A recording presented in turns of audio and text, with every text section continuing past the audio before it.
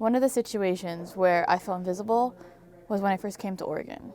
I came about to Oregon when I was in 2012. I got a job here, but then I had to leave this job, and so I was struck being homeless. When you first see me, some people might not know that I have experienced homelessness or am homeless now.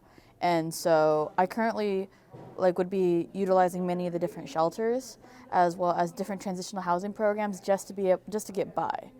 And with me being active on our PCC Southeast campus, I pretty much hide that part of myself. It's invisible. It's kind of like the iceberg concept is more to me than meets the eye.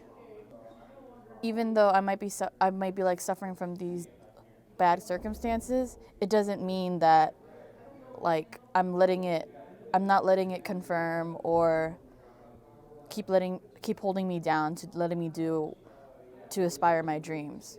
And so for now I help represent different nonprofit organizations because I know there's a lot of people who are afraid to speak up. They're invisible.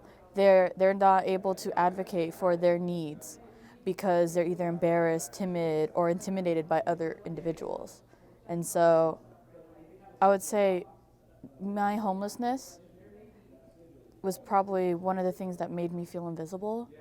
And it's just and all matters is what decisions you make to make the issue known and let yourself be comfortable to know that it is okay to ask for help.